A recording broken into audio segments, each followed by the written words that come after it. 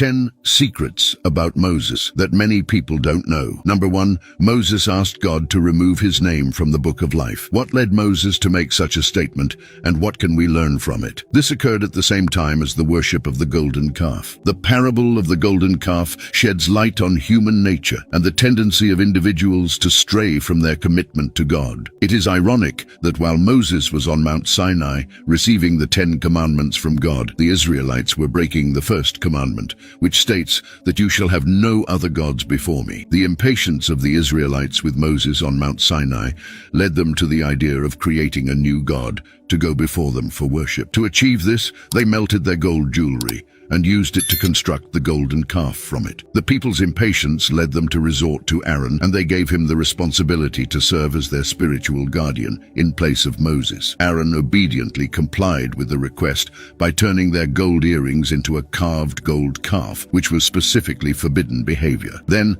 they began to indulge in debauchery, worshipping the idol while also engaging in immoral behavior, such as eating, drinking, and playing. Then the Lord said to Moses, "Go down at once, for your people, whom you brought out of the land of Egypt, have corrupted themselves. They have quickly turned aside from the way I commanded them. They have made for themselves a molten calf, worshipped it and sacrificed to it, and said, 'This is your God, O Israel, who brought you out of the land of Egypt.'" Exodus chapter 32, verses 7 to 8. Moses' descent from the mountain, where the 2 tablets of testimony met Joshua along the way and came to the people as they were holding their sensual, idolatrous feast. With righteous anger, he broke the tablets of the law as a testament to what the people had already done. Exodus chapter 32, verses 31 to 34. Then Moses returned to the Lord and said, "Oh, what a great sin these people have committed.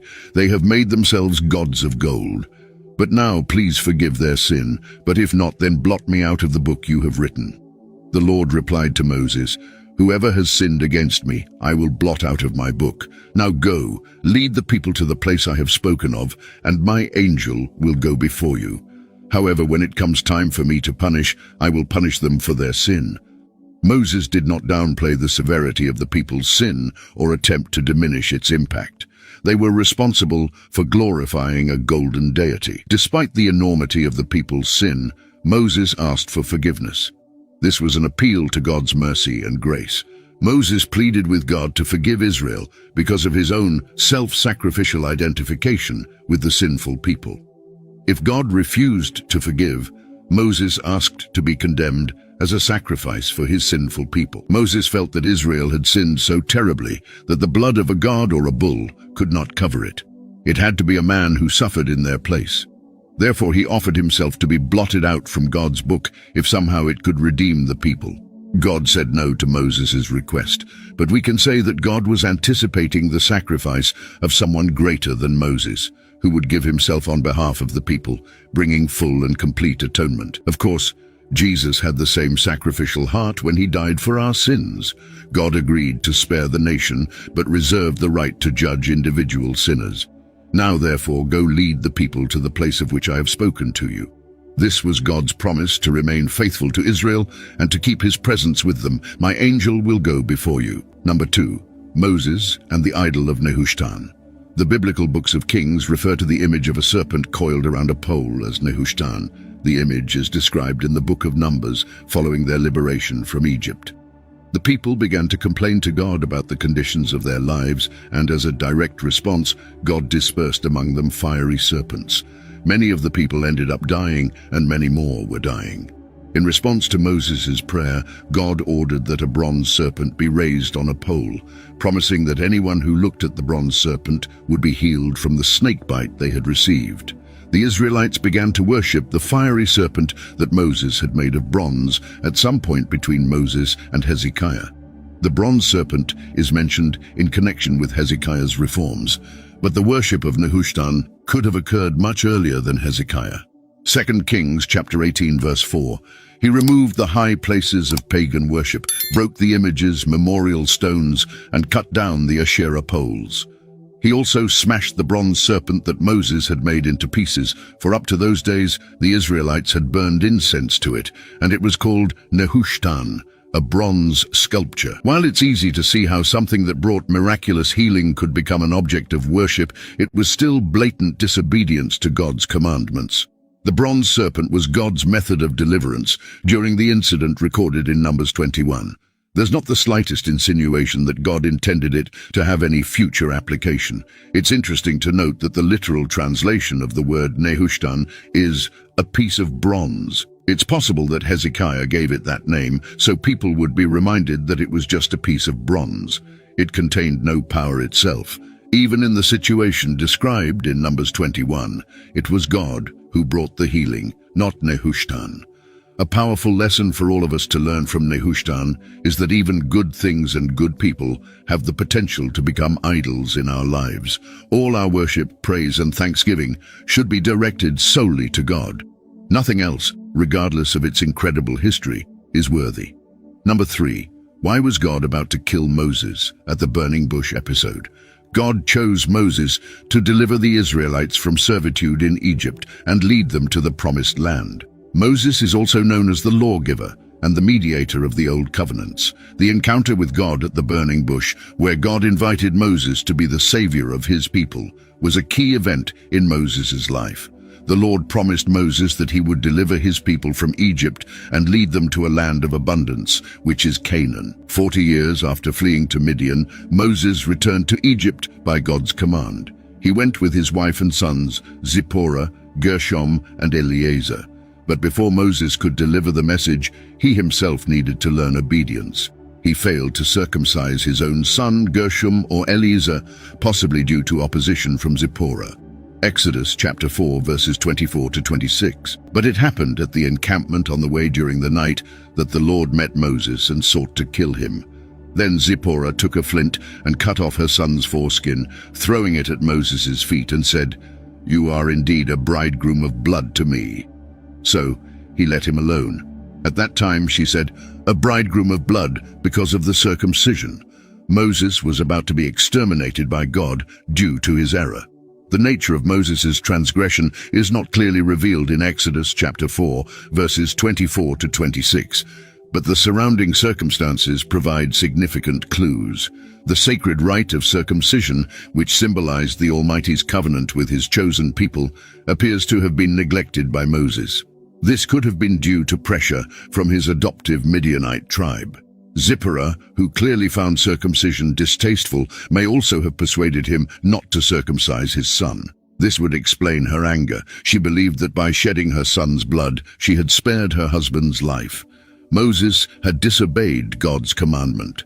However, God is telling Moses that he doesn't just use anyone. He uses those who are holy and blameless. You and I know that we are not holy and blameless on our own, that we are justified only through Christ. But that doesn't mean we continue to sin so that grace may abound. Moses was about to go back and represent God, yet he had not done what a righteous representative of God would do, even with his own children. And so God sought to kill Moses. God is very severe in his judgments, because he is letting people know that he is not a God to be trifled with. Therefore, as Moses was to be the deliverer, he had to work on areas of his own life that were out of tune because God is holy. This level of judgment is also applied to the Israelites. God shows us that he will not use an unjust people to judge other peoples. Moses was unfit to serve as a spiritual leader because of his unresolved sin, and the problem had to be addressed before he could properly fulfill his task. As soon as Zipporah completed the task, the Lord let him go. In summary, God was planning to kill Moses as he was to teach God's law to the Israelites, but was violating it himself. Number 4. Moses was not allowed to enter the promised land. Sometimes the punishment does not seem to match the crime. At first glance, Moses striking a rock in the wilderness out of frustration with the Israelites does not seem like a just reason for him not to see the promised land. After all, he witnessed the 10 plagues, led Israel out of Egypt and through the Red Sea, delivered the 10 commandments from Mount Sinai, and won many of Israel's battles. So why would God allow a single strike on a rock at Meribah prevent Moses from entering the land that God had promised to Israel? The Israelites complained to Moses about the lack of water and also tested the Lord. Then Moses cried out to the Lord for help, saying, "What shall I do with this people? They are almost ready to stone me." And the Lord said to Moses, "Go on before the people, and take with you some of the elders of Israel, and take in your hand the rod with which you struck the Nile, and go. Behold, I will stand before you there on the rock in Horeb, and you shall strike the rock, and water shall come out of it, that the people may drink." And Moses did so in the sight of the elders of Israel. Exodus chapter 17, verses 4 to 6. Water flowed from the rocks, providing drink for the Israelites. Essentially, the Israelites presented a problem to Moses. He turned to God. God gave Moses specific instructions, and as Moses followed, water began to flow. Consider what happens in the second Meribah, when Moses becomes frustrated and disobeys God. Numbers 20 contains the second miracle. The Israelites arrive at the desert of Zin, near Kadesh, again complain to Moses for a lack of water. Numbers chapter 20, verses 1 to 13. The second miracle. Then the Israelites, the whole congregation, came into the desert of Zin in the first month, in the 40th year after leaving Egypt, and the people stayed in Kadesh. Miriam died there and was buried. There was no water for the congregation, and they gathered together against Moses and Aaron. The people quarreled with Moses and said, "If only we had perished when our brothers perished before the Lord. Why have you brought the Lord's congregation into this wilderness to die here, we and our cattle? Why have you made us come up out of Egypt to bring us to this miserable place? It is not a place of grain or figs or vines or pomegranates, and there is no water to drink." Then Moses and Aaron went from the presence of the assembly to the entrance of the tent of meeting and fell on their faces in prayer. Then the glory and splendor of the Lord appeared to them. And the Lord spoke to Moses, saying, "Take the rod, and you and your brother Aaron gather the congregation together, and speak to the rock before their eyes, that it may yield its water. Thus you shall bring forth water for them out of the rock, and give drink to the congregation and their cattle." Moses took the rod from before the Lord, as he had commanded him. And Moses and Aaron gathered the assembly together before the rock. Moses said to them, "Listen now, you rebels. Must we bring water for you out of this rock?" Then Moses lifted his hand, and with his rod he struck the rock twice, instead of speaking to the rock as the Lord had commanded, and water came out abundantly, and the congregation and their cattle drank. But the Lord said to Moses and Aaron, "Because you did not believe in me, to sanctify me in the eyes of the children of Israel, therefore you shall not bring this congregation into the land which I have given them." These are the waters of Meribah, where the sons of Israel quarreled with the Lord, and he was sanctified among them. Moses had grown weary of God's people. Did God simply let this go? They challenged God and challenged Moses' leadership at every turn. At first glance, it seems that God is punishing Moses harshly. After all, Moses had faithfully followed God's instructions up to this point. Could God not simply overlook this? Did he go too far? First, we must understand that the first time the rock was struck prefigures Christ. 1 Corinthians chapter 10 verses 1 to 5 says, "For I do not want you to be unaware, brothers, that our fathers were all under the cloud and all passed through the sea, and all were baptized into Moses in the cloud and in the sea, and all ate the same spiritual food, and all drank the same spiritual drink, for they drank from a spiritual rock that followed them, and the rock was Christ. But with most of them God was not pleased, for they were laid low in the wilderness." Moses obeyed God by striking the rock in Exodus 17. As a result, we teach that Moses was punished for striking the rock twice instead of just once in Numbers 20. According to 1 Corinthians, God intended the rock in the desert to represent his Son, Jesus Christ. In Exodus 17, the Lord told Moses to strike the rock to set up an image of Christ as our Redeemer.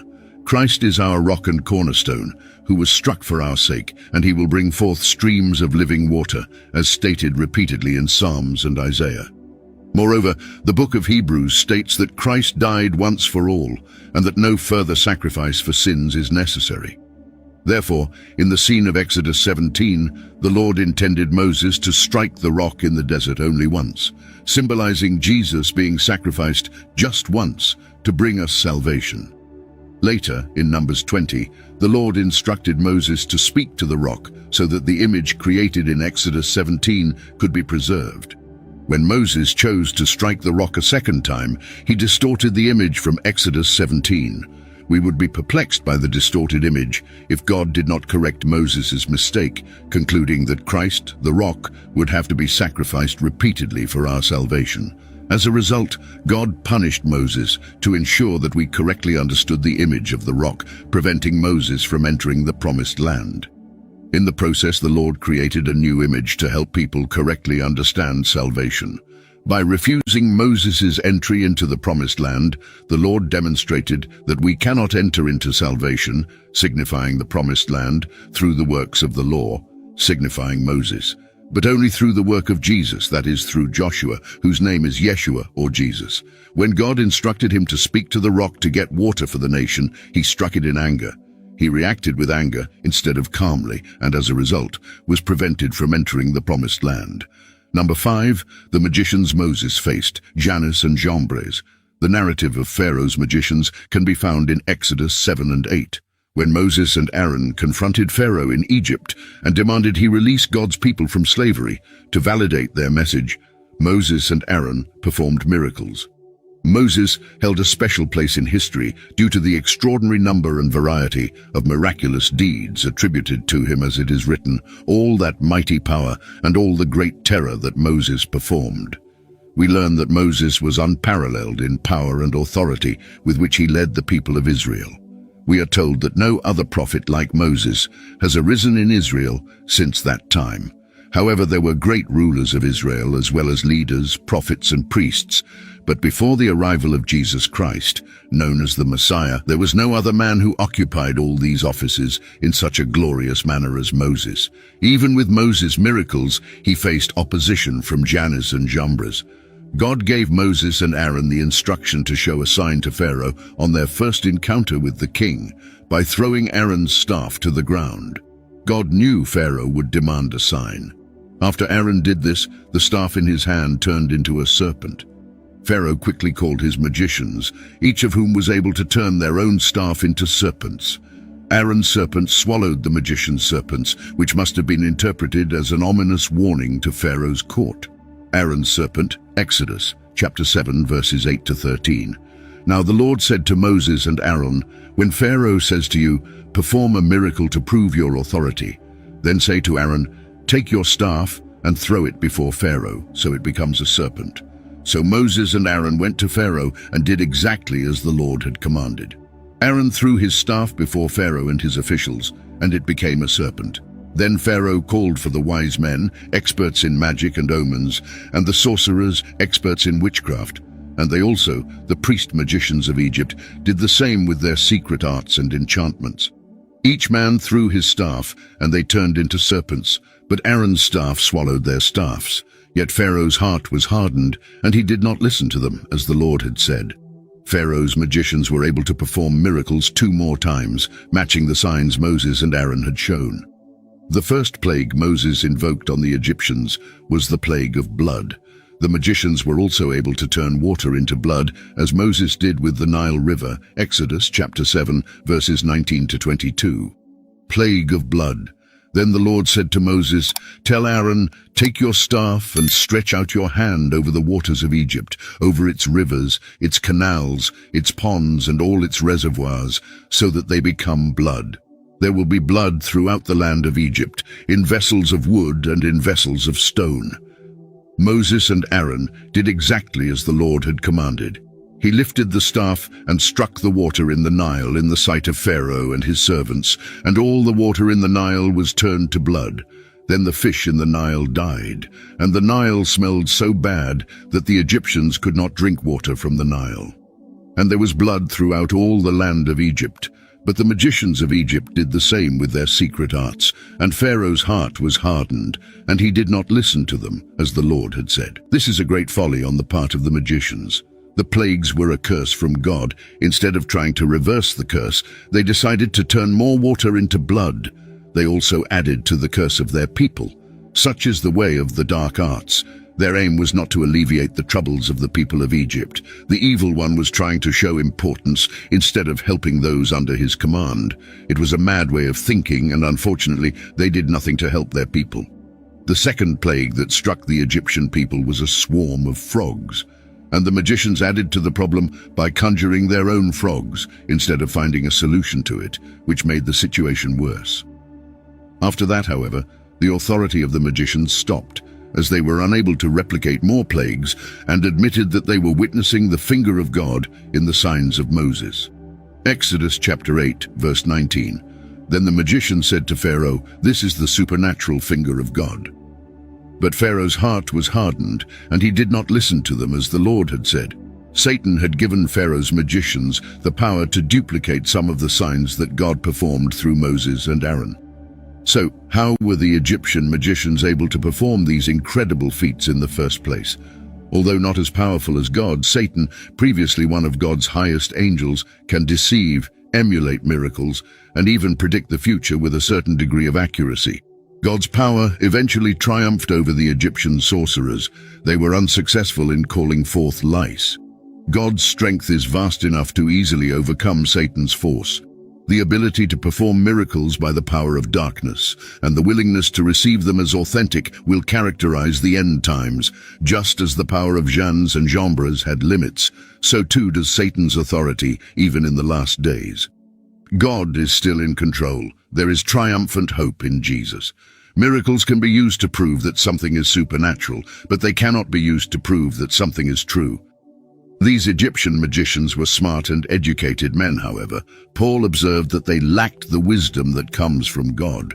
Some of us are amazed by any real spiritual power without carefully considering that real power may have a sinister source rather than a divine one. And even if a new power seems to have the answers we were looking for, we should not be seduced by it, because demonic forces can come disguised as angels of light. Number 6, the only man whom God buried. God chose to withhold from us information about the events leading to Moses' death. Moses ascended from the plains of Moab to the top of Mount Nebo, to the top of Pisgah, which is opposite Jericho.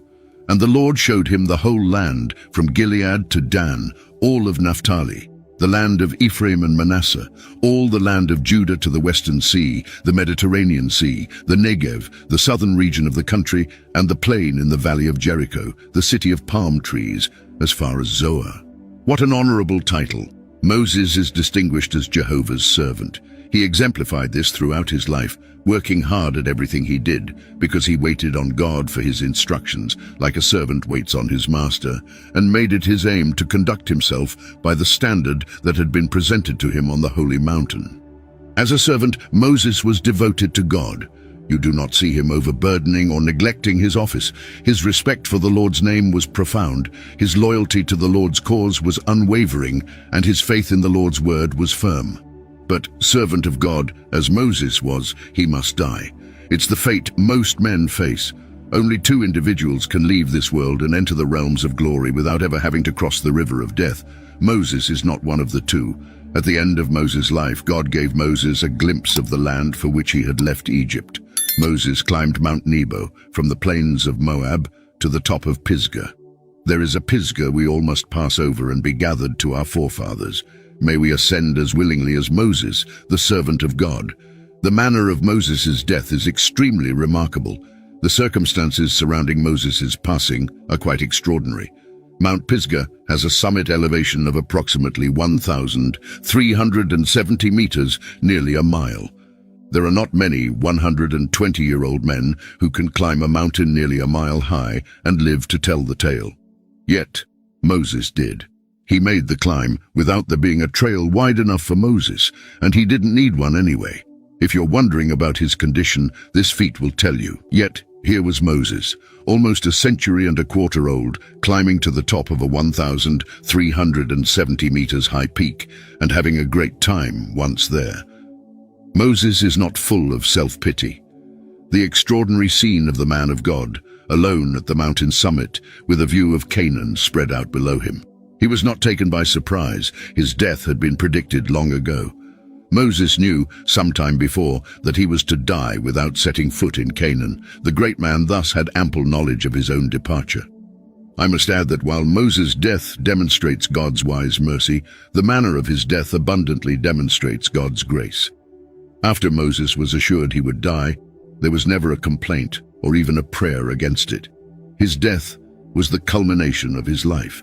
He realized he had fulfilled his purpose. He was charged with leading the people through the wilderness, which he did. Moreover, he died in the best company possible.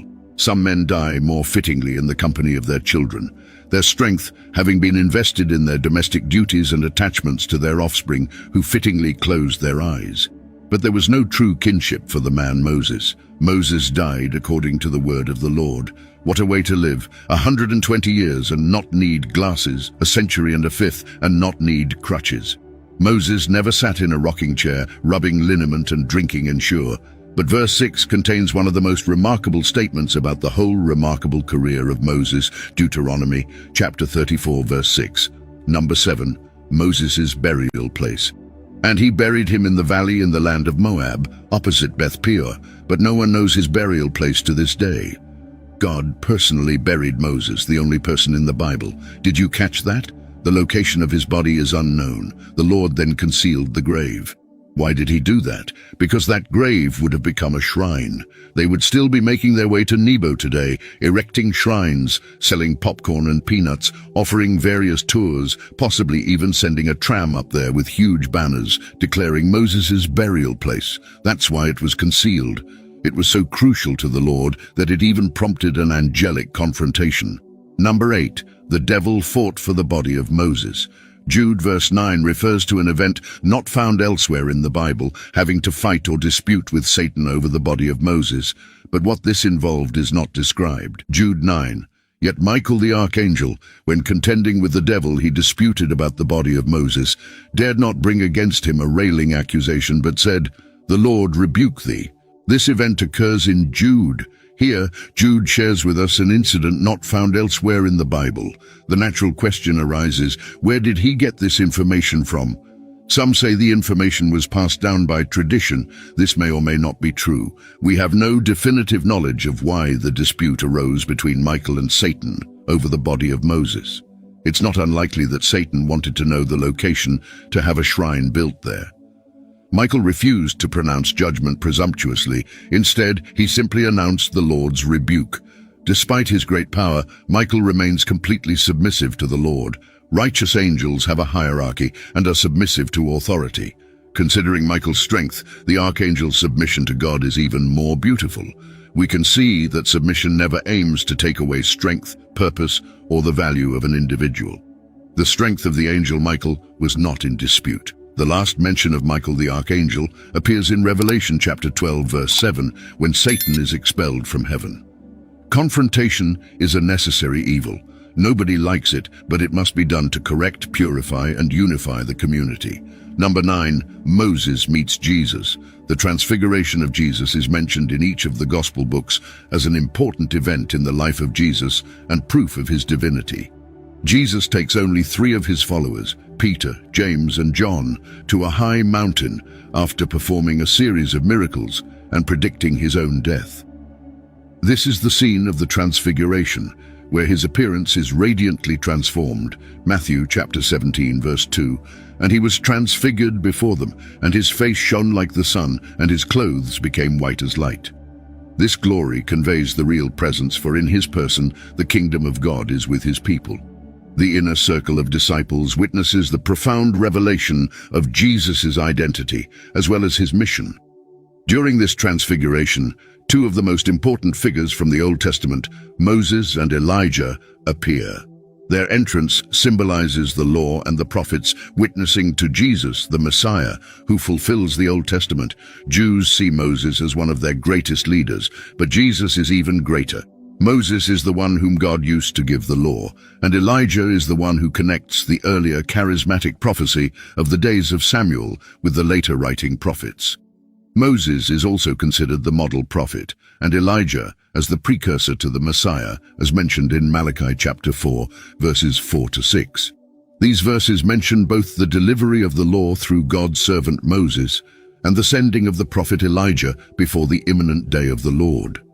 Their presence on the mountain with Jesus demonstrates Jesus' majesty as the one who will be called the Son of God and who transcends both. The cloud of God's presence appeared to Moses on Mount Sinai.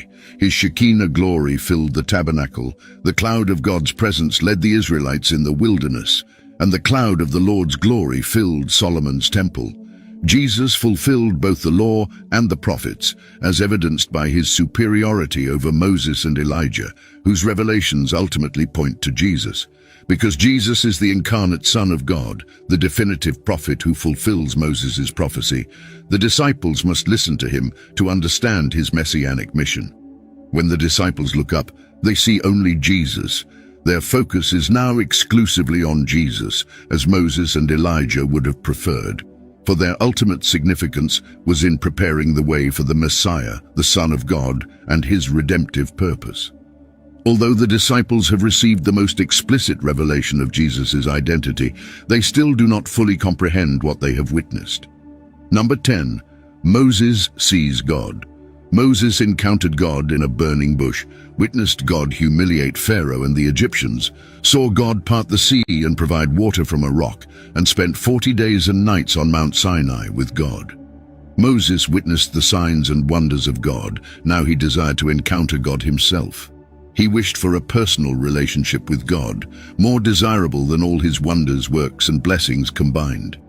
To know God personally is the greatest blessing any human being can receive. John chapter 17, verse 3, "And this is eternal life, that they know you, the only true God, and Jesus Christ whom you have sent." God graciously responded to Moses' desire to know who would go with him by saying, "My presence will go with you." The Lord was familiar with Moses, and Moses had found favor with him. However, Moses was not satisfied with their relationship. He desired more of God. Even having witnessed the burning bush, the parting of the Red Sea, seen water flow from a rock, and eaten manna from heaven, all of this was old news to him. He wanted to learn more about God, to have a deeper understanding of him. So Moses said to the Lord, "Please show me your ways, that I may know you." Moses was like a man hungry, sitting down for a fine meal. He was not satisfied just nibbling on an appetizer and tasting the soup. He wanted to feast on everything the Lord had to offer.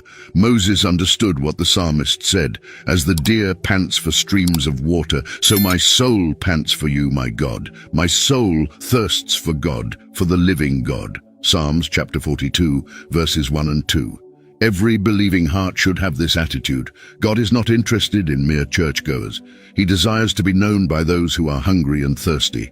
Indeed, knowing God is the meaning of eternal life. Then Moses said, "Now show me your glory." Exodus chapter 33, verse 18. Moses wanted even more. He said to the Lord, "Please let me see your glory." In other words, Moses wanted to see a visible manifestation of the invisible God, to be made public to him, and provide an observable display of his glorious divinity. Are you satisfied just listening to a sermon and singing some songs to God, or do you constantly long to see more of God in your life, to understand a greater sense of God's glory? Moses was encouraged to make one final special request: "Now show me your glory." Above all, it was God's mercy and compassion that led him to renew his covenant with Israel.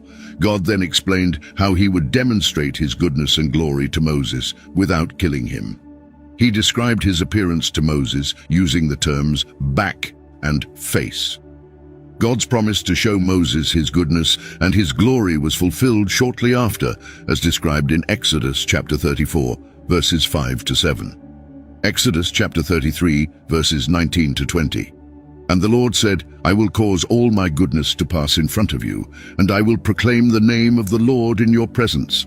I will have mercy on whom I will have mercy, and I will have compassion on whom I will have compassion. But," he said, "you cannot see my face, for no one may see me and live." Moses' request was graciously granted by the Lord. He promised to show him a glimpse of his glory. God would demonstrate his goodness to Moses while proclaiming his own name, the Lord. Even granted this extraordinary encounter, Moses would be unable to see God's face because humans could not see his face and live. Exodus chapter 33, verses 21 to 23. Then the Lord said, "There is a place near me where you may stand on a rock. When my glory passes by, I will put you in a cleft in the rock and cover you with my hand until I have passed by. Then I will remove my hand, and you will see my back, but my face must not be seen." As Moses stood on the rock, God's glory would pass by. God said to him, "I will put you in a cleft in the rock and cover you with my hand until I have passed by. Then I will remove my hand and you will see my back." In other words, the Lord was limiting Moses' exposure to his glory for his own benefit. He could not be subjected to anything more than a glimpse of God's glory from behind. Despite this, his face would literally glow with the wonder of the encounter and the holiness of speaking with the Lord as a result of this limited exposure. Of course, because God is spirit, he does not possess a body and therefore does not have back, just as he does not have an arm. No one has ever seen God in all his glory, but the Son of God has revealed him. Indeed, Jesus told his disciples, "Anyone who has seen me has seen the Father." John chapter 14, verse 9. Until then, we continue to walk by faith with God.